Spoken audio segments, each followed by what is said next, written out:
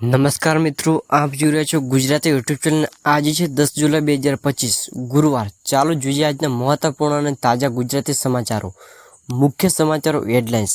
ચૈતર વસાવાની ધરપકડ બાદ રાજ્યમાં રાજકીય ગરમાવો વધી રહ્યો છે। વિરોધ પક્ષે સીબીઆઈ તપાસની માંગણી ઊભી કરી છે। ગુજરાતમાં આજથી પવન અને વરસાદી તોફાનની ચેતવણી। અમદાવાદ, સુરત, રાજકોટમાં ભારે વરસાદની આગાહી કરવામાં આવી રહી છે। વડાપ્રધાન નરેન્દ્ર મોદીએ ખાસ મુલાકાત અમદાવાદ એઆઈ અને સ્ટાર્ટઅપ હબનું ઉદ્ઘાટન કર્યું છે।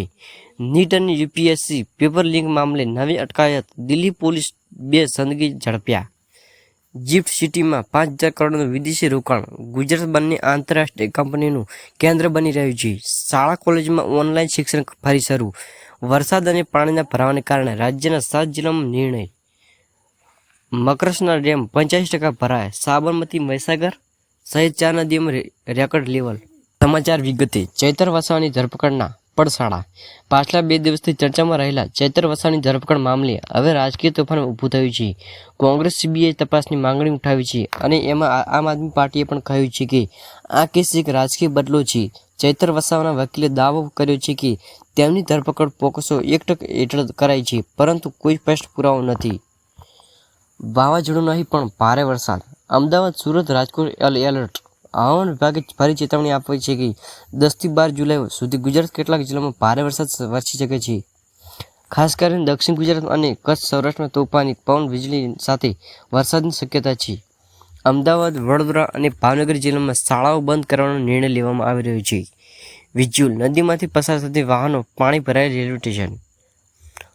પીએમ મોદીનો ગુજરાત પ્રવાસ। એઆઈ હબનું ઉદ્ઘાટન। વડાપ્રધાન નરેન્દ્ર મોદીએ આજે અમદાવાદમાં આવેલા નવીન એઆઈ અને સ્ટાર્ટઅપ હબનું ઉદ્ઘાટન કર્યું।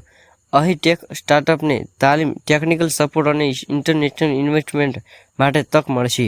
મોદીએ કહ્યું કે ગુજરાત હવે ઇન્ડિયાનો ટેક ડ્રાઇવિંગ ઇન્જન બની રહ્યો છે। નીટ અને યુપીએસસી પેપર લીક કેસમાં નવી ધરપકડ। દેશભરમાં ચર્ચામાં રહેલા નીટ પેપર લીક મામલે નવી કાર્યવાહી। દિલ્હી પોલીસે વધુ 2 વ્યક્તિઓને પકડ્યા છે, જે પૈકી એક આઈટી કંપનીમાં કાર્યરત હોવાનું ખુલ્યું છે। તાજેતરમાં યુપીએસસી પેપર લીકની પણ શંકા છે અને તપાસ ઈડી અને સીબીઆઈ બંને કરી રહી છે। 5. ગિફ્ટ સિટીમાં 5,000 કરોડનું વિદેશી રોકાણ। ગાંધીનગર સ્થિત ગિફ્ટ સિટી ફરી એકવાર રોકાણકારોની પસંદગી બની છે। બ્રિટન અને જર્મનીના 2 મોટા ફાઇનાન્સ ગ્રુપે અહીં કુલ 5,000 કરોડનું રોકાણ કરવાની જાહેરાત કરી છે। અંતર્ગત નવા ઓફિસ, સ્ટાર્ટઅપ હબ અને ડેટા સેન્ટર ઊભા થશે। સીએમ પાટીલનું નિવેદન।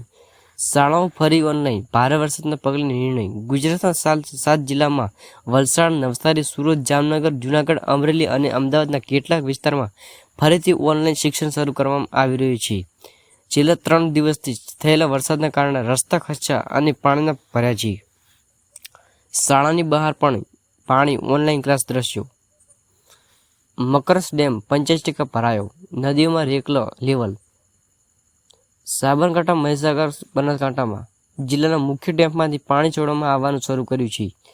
મકરસ ડેમ, મેશ્વો અને હડફ નદીમાં પાણીનો લેવલ ખૂબ વધી ગયો છે। એનડીઆરએફ ટીમો એલર્ટ પર છે। અંતમાં આજના અન્ય ટૂંકા સમાચાર। IPL 2025 new franchise Rajkot Royals launch. Surendra Vaghela બની શકે છે કેપ્ટન। કચ્છમાં ભૂકંપના હળવા ઝાટકા, કોઈ જાનહાનિ નોંધાઈ નથી। સુરતમાં લૂંટ મામલે 3 આરોપીની ધરપકડ, 4 લાખના દાગીના મળ્યા છે। 108 સર્વિસ નવી એપ લોન્ચ કરી છે। હવે 3 ક્લિકમાં એમ્બ્યુલન્સ। ઉનાળાની રજા બાદ ધારાસભ્યના પગાર વિવાદ ફરી તીવ્ર। આજના તાજા સમાચાર એ જ રહ્યા તો તમે જોતા રહો। સુધી અમારા ચેનલ સબસ્ક્રાઈબ કરી નહીં હોય તો તરત જ કરો, લાઈક કરો અને શેર કરવાનું ભૂલતા નહીં। આવતીકાલે ફરી મળીશું તાજા સમાચાર સાથે। જય હિન્દ, જય ગુજરાત।